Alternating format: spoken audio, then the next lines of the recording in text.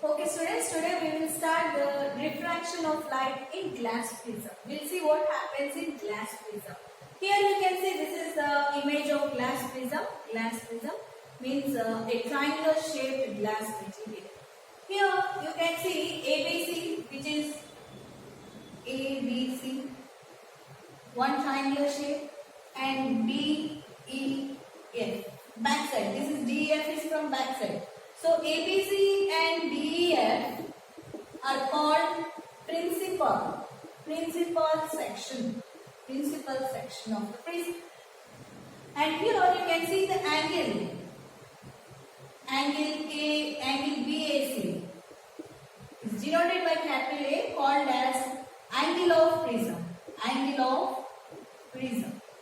There are three rectangular shapes. A, B, E, C.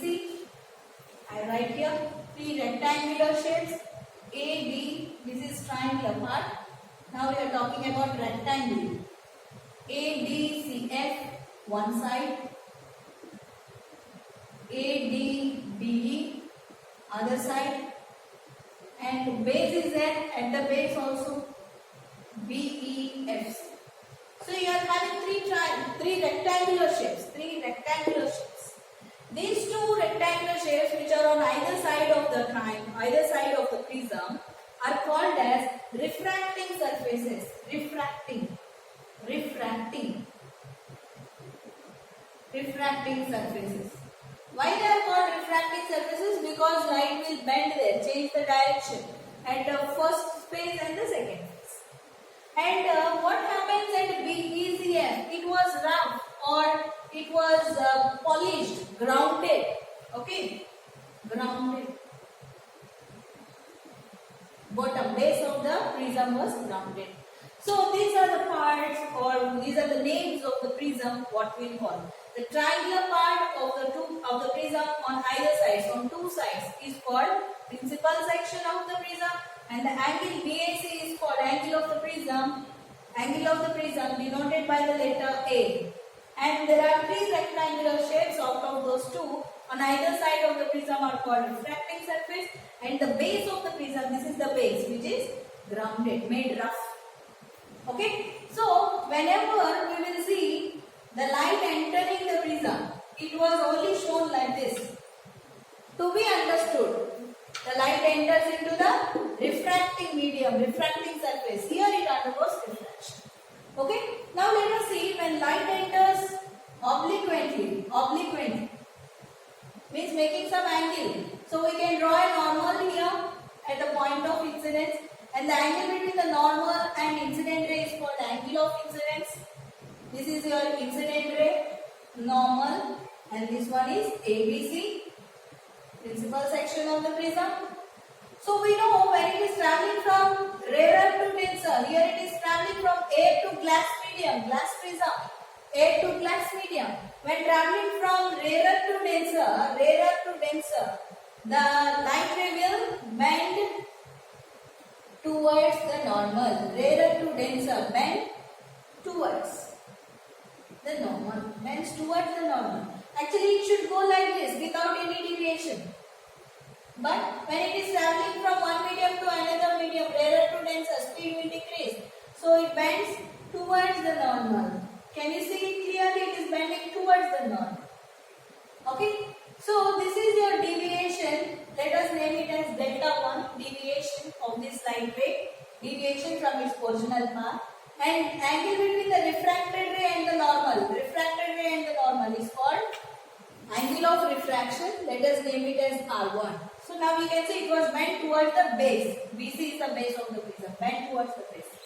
Now from here, it is again entering from denser to rarer medium, Let us draw one perpendicular here on the other side also. Let us draw the perpendicular. Is it clear? So from here, the light ray will denser to rarer, bend. Second case, denser to rarer, bends away from the normal, bends away. Actually, it should go like this, but it is bending away from the normal. Okay? Away from the normal. emergent ray. Listen student, this is the angle between the refracted ray and the normal, so this is called obtuse. If I extrapolate this one, if suppose let us consider the light ray was entering in this part, this is your incident ray, then it should go like this, but it didn't go like that. It deviated. So this is the delta 2, delta 1, delta 2. Is it clear? So actually, if the light ray was entering like this, it should go like this. But if it was entering like this, it should go like this. But both the cases it didn't happen. It undergoes change in direction, refraction. So here there is angle of deviation delta, and here also there is angle of deviation delta. We call this one and this one is 2. And here we are having two angles R1 and R2. Clear? Now listen students, the angle between incident ray and emergent ray. Angle between incident ray and emergent ray, this total angle is called delta, angle of deviation. So what is your angle of deviation? Angle of deviation is the angle between incident ray and the emergent ray. Angle between incident ray and the emergent ray is called angle of deviation delta. Okay? Angle of deviation delta. Now listen, let us name here, this is O, P, Q, R, your ray, path of your ray.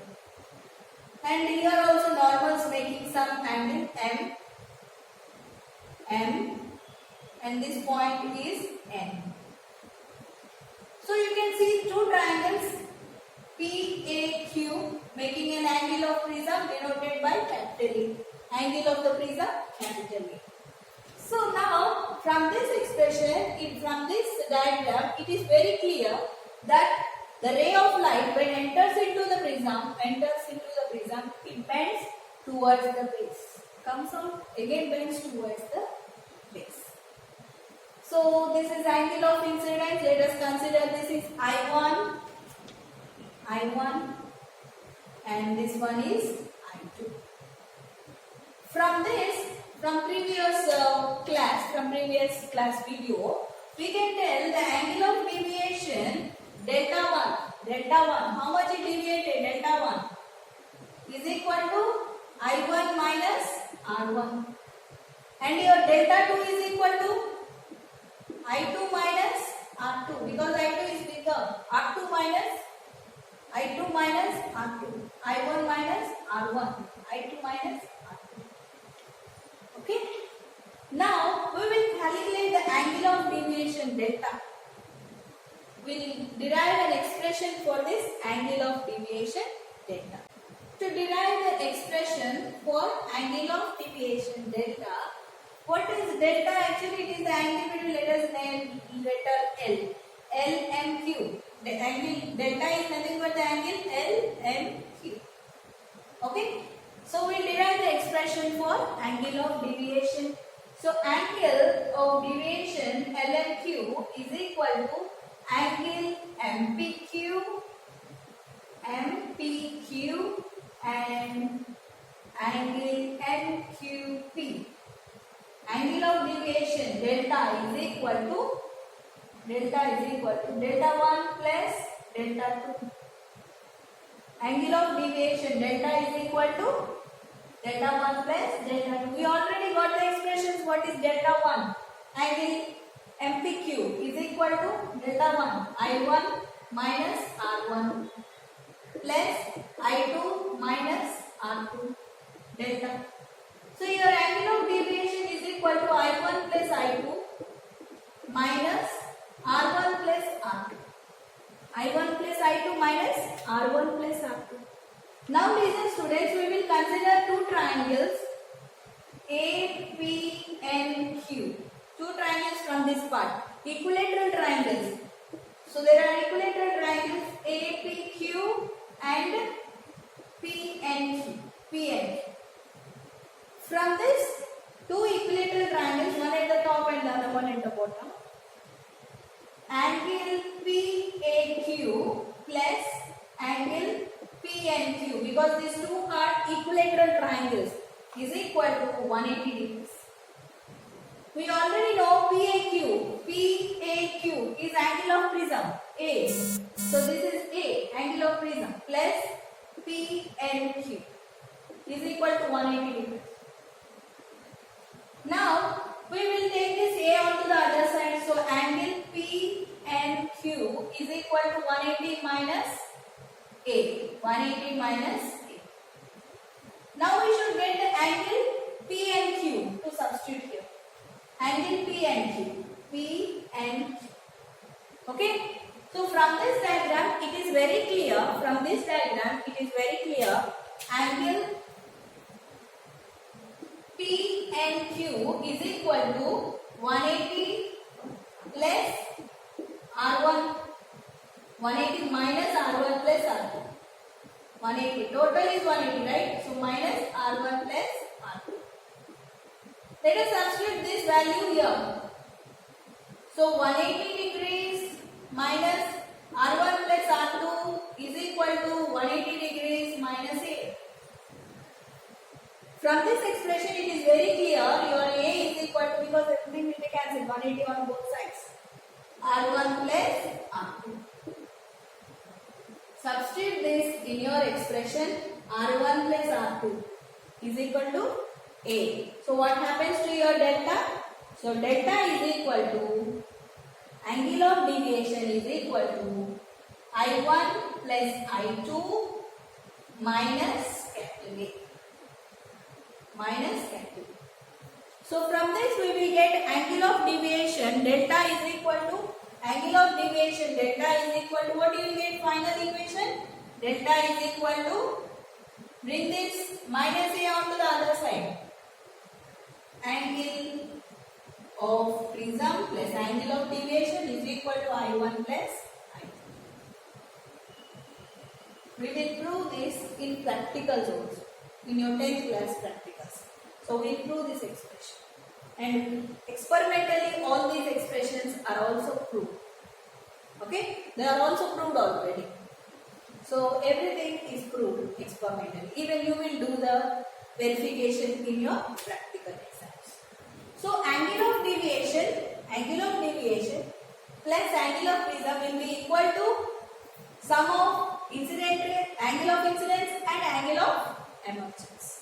Now we will see some of the factors which are affecting your angle of deviation. Factors which are affecting angle of deviation, delta, which are affecting this. There are some 4 factors. So we will discuss about those 4 factors now. First one is angle of incidence. Factors affecting your angle of deviation, delta. First one is your angle of incidence. Angle of incidence. Keep in mind students, when we are increasing the angle of incidence and going on increasing the angle of incidence, increasing, means your I1, 30, 40, 50, 60, 70 and keeping on increasing. Either by rotating this prism, keeping this light ray constant. This might be coming from any source of light. Suppose any source of light. I kept one filament bulb here through this slit. Okay, I kept this one constant and I am changing the angles of the prism, I am rotating the prism. Either by rotating the prism I can change the angle of incidence, or by changing this incident ray I can change the angle of incidence. Whatever it is, I am increasing the angle of incidence. Increasing the angle of incidence. When angle of incidence is increasing, the angle of deviation, delta, angle of deviation, delta, it will be like this triangle shape, little bit at the top. Okay, this angle of deviation first decreases,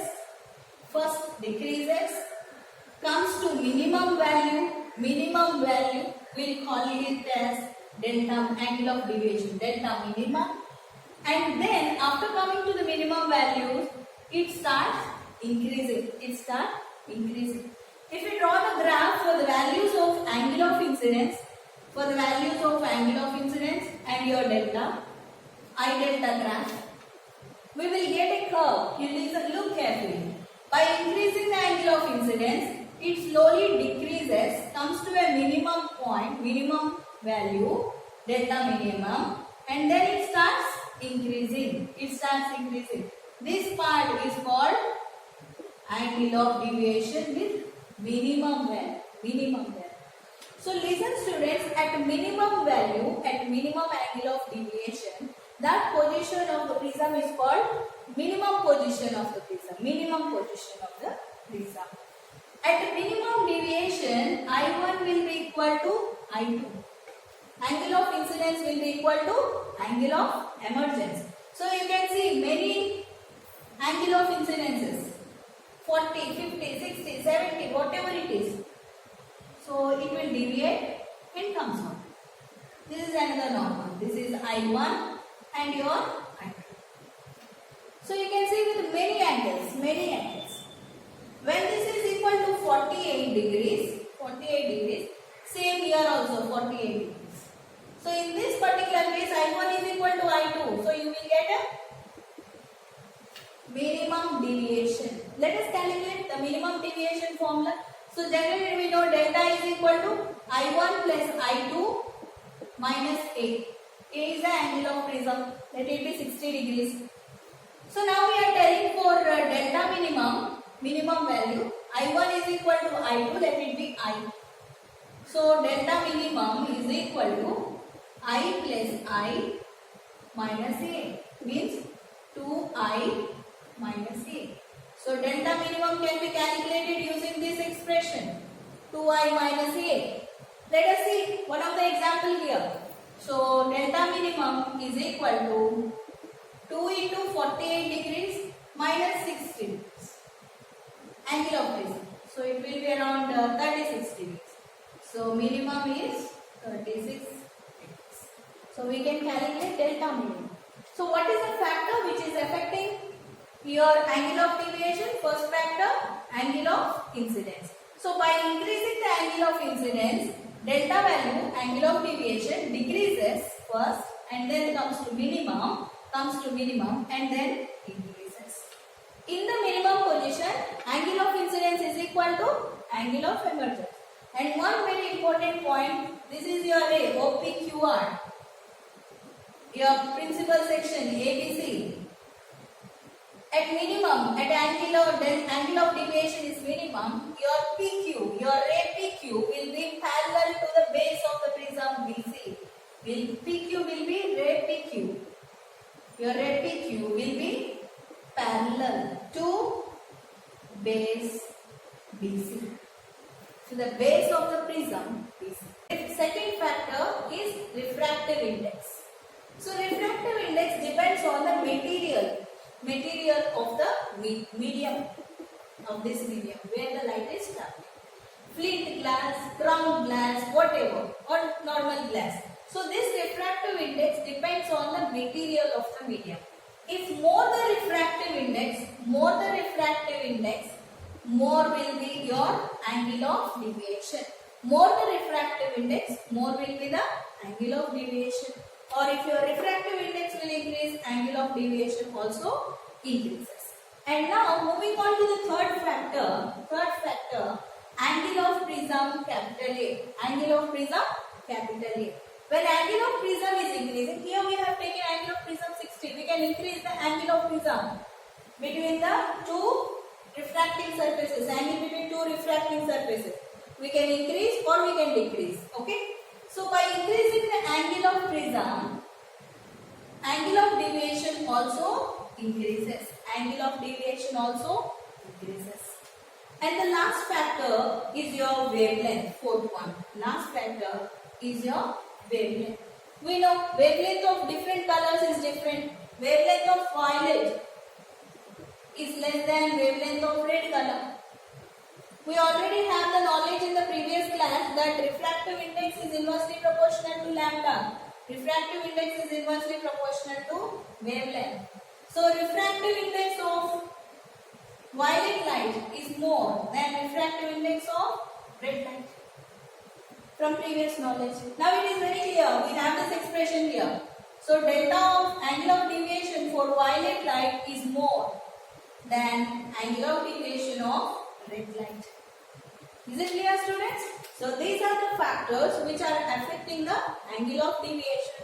First one is angle of incidence. As angle of incidence is increasing, your angle of deviation decreases first, comes to minimum and then increases.